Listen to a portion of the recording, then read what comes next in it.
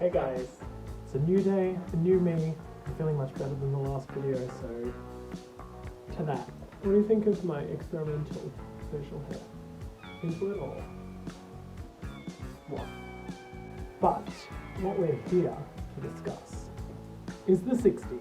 I was lucky enough to go for a wander around that area and see some people getting ready to demolish a house. And they were taking stuff out of it and throwing it in a skip and whatever. And I asked, what are you going to do with those curtains? And they said, oh, we're just going to throw them away. I was like, can I have them, please? And they said, yeah, sure. And then they said, just go through the house and take whatever you want, because it's all just going to get thrown away anyway. So I ended up with this. This house had been abandoned since the late 50s or early 60s. So I think that that's where this little number came from, which is not a colour I normally go with because it kind of makes me look sick. And then I saw another house that was getting demolished, and I found this.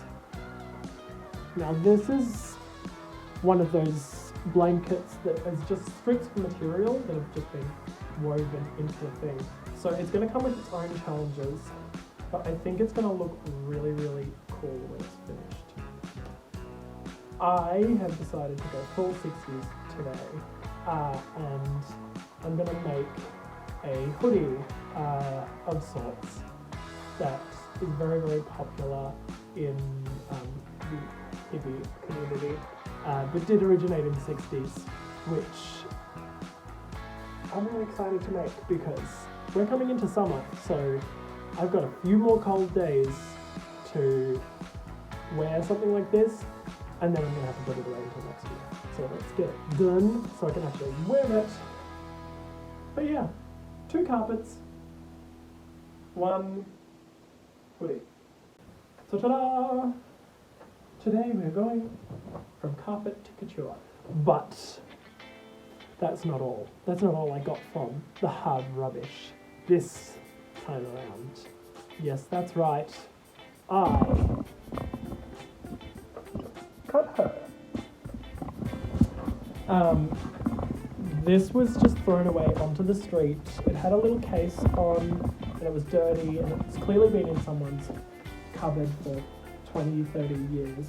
And it had all seized up, but I managed to open it up with some help from a friend and get it running again. Mostly, it does need a kickstart every time you use it, but it's working. And so I'm going to try and make my 60s hoodie with my new machine from the hardware. Wish me luck!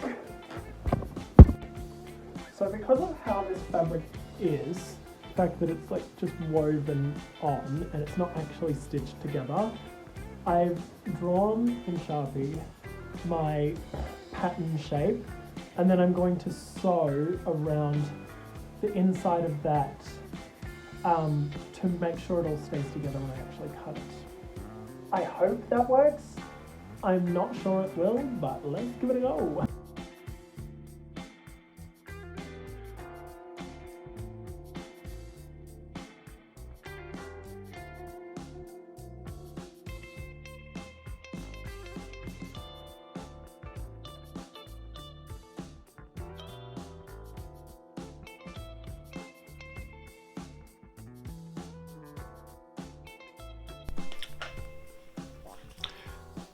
So that was going fine, and then it wasn't. It started making a very funny sound, and then stopped working. But never fear, I will get it to work at some point. But for now, back to my op shop singer. Let me know if you would like to watch a video of me trying to pull that thing apart and figure out what's going on with it. Because if you want, I'll film it. But if you don't want, I won't film it. And you'll just see it again in another video at some point. let me know. Yeah, so for now, my first panel is together, not gonna fall apart. Just gonna do a similar thing on the front. You guys ever cut into anything that's 60 years old, at least?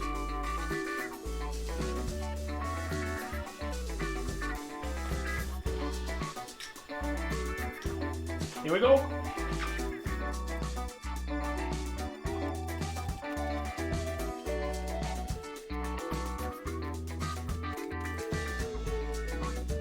Ta-da! So I'm going to sew that in between these two, and that's going to form my front panel.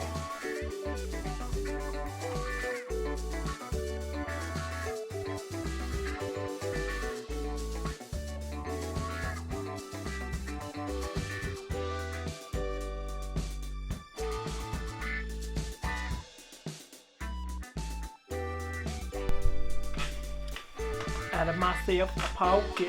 Just one of those sausage in the middle pockets. Sausage pockets? Did anyone else call them sausage pockets? Or was that just a where I grew up thing? Ooh. Alright, now's for the fun part, is to sew the front and back together and put it on for the first time. Then I gotta add sleeves and hood. And that might be it. This is a quick one.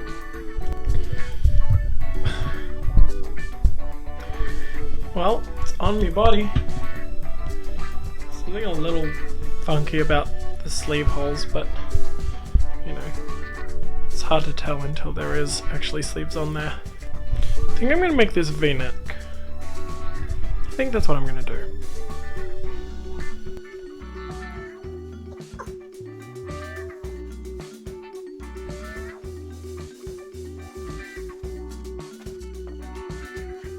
This is so heavy, by the way. I love it. Doesn't need a hood, I think. What do you think? I think it needs a hood. So, I'm gonna have to figure out how to do that now. I've never made a hood before. But I imagine the pattern would just be like that kind of thing.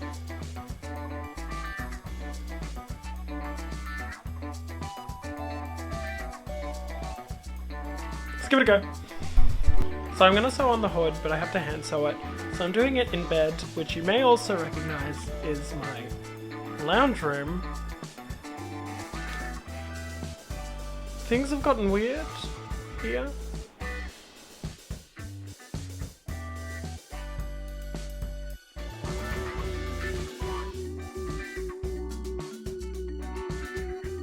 Okay. Well, half on. Ooh.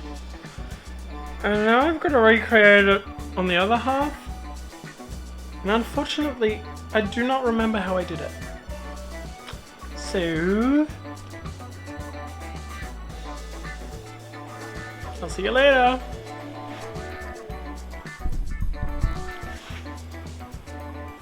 Eh? Good?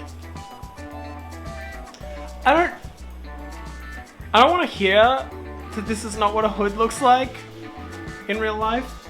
Because honestly, that's none of your business. Or mine, if I'm perfectly honest. At some point, I'm going to film a reveal. But I've already worn this several times. And I love it.